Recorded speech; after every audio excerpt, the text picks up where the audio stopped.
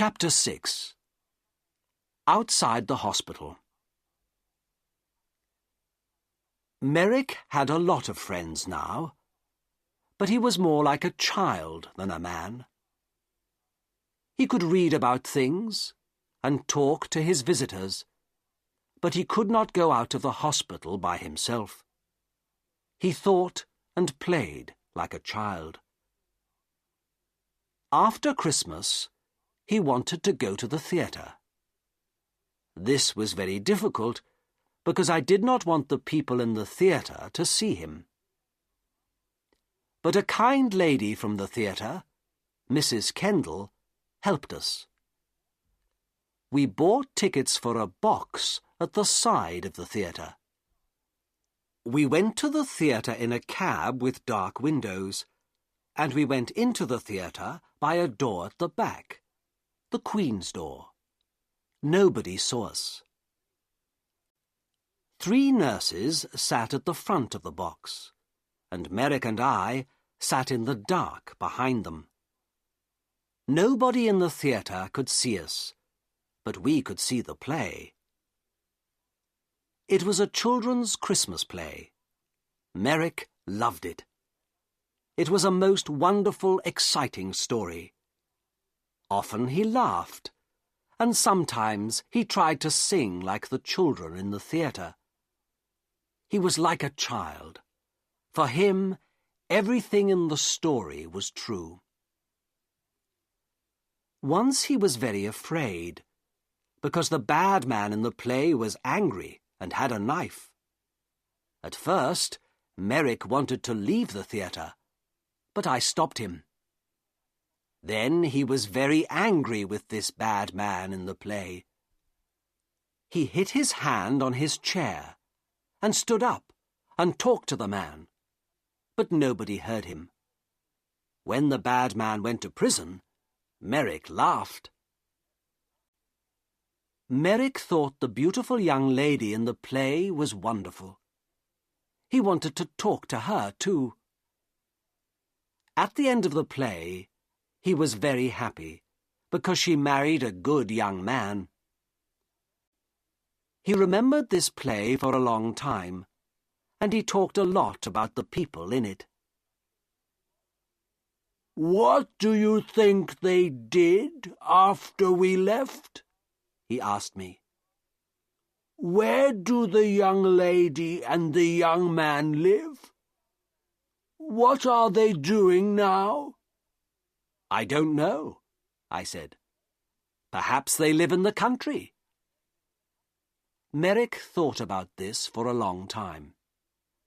Then he said, "Dr. Treves, can I go to the country, please? I saw the country once from a train, but I never went there. I often read about it in books. It's very beautiful, isn't it? I would like to see it." The visit to the theatre was difficult, but a visit to the country was more difficult. But again, one of his new friends helped us. She had a small house in the country, and Merrick could stay in it for the summer, she said. I took Merrick to the country in a train with dark windows, so nobody could see him. Then we went in a cab to the country house. There were a lot of trees near the house, but no people lived near it. A countryman brought food to the house every day, but no people came near it. I stayed with him that night. At night, it was very dark and quiet. In the morning, hundreds of birds sang in the trees, and everything outside the house was green.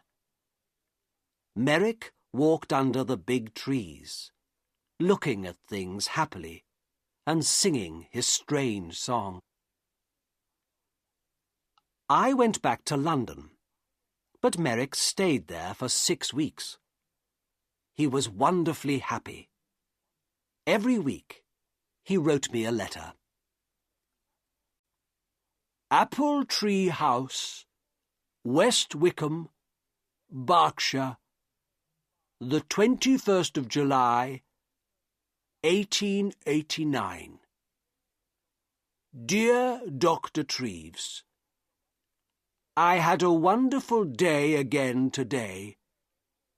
It was very warm, so I walked under the trees and sat by a stream. The water in the stream made a beautiful noise, like singing. Did you know that? I listened to it for 2 hours. Lots of little birds came near me. One had a red body in front and a brown back. I gave it some bread, and it sat on my hand. A lot of birds are my friends now. I watched the fish in the stream, too. They were very exciting, because they move very fast. 1 minute they were there, and the next minute I couldn't see them. But I waited quietly, and they always came back. I put my hand in the water, but I couldn't touch them. I met a big dog yesterday. It made a very loud noise, but I was not afraid. I sat down quietly and looked at it, and it came and smelt my hand. I saw it again today and gave it some bread. It likes me now. I am going to put some flowers from the country in this letter. There are hundreds of flowers here. Did you know that? I like the little blue ones best, but they are all beautiful. I have lots of them in my room. I give them water every morning. Little flowers are very thirsty, you know.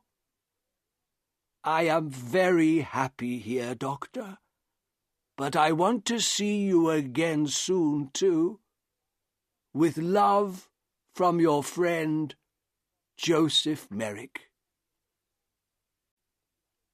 At the end of the summer, he came back to London. He was very well, and his skin looked much better. He talked about the country a lot, but he was happy to see his friends and his books again, too. Chapter 7. The Last Letter. 6 months later, in April 1890, I found him dead in bed. He was on his back in bed, so at first I thought he was asleep. I talked to him, but he did not move. Then I saw that the skin on his face was blue, so I knew he was dead. He did not usually sleep on his back. His enormous head was very heavy, so he usually sat up in bed, with his arms round his legs and his head on his knees. He could sleep well like this. But he wanted to sleep on his back like you and me. He tried to sleep on his back that night, but his heavy head came off the bed, and he broke his neck. He died very quickly. Next day, the chairman of the London hospital, Mr. Carr Gomm, wrote to the editor of the Times again. The Times, April the 16th, 1890. Dear Sir, 3.5 years ago, I wrote to you about a man called Joseph Merrick. This man was called the Elephant Man, because he was born with a very ugly body. Merrick was not ill, but he could not work, and he had no money.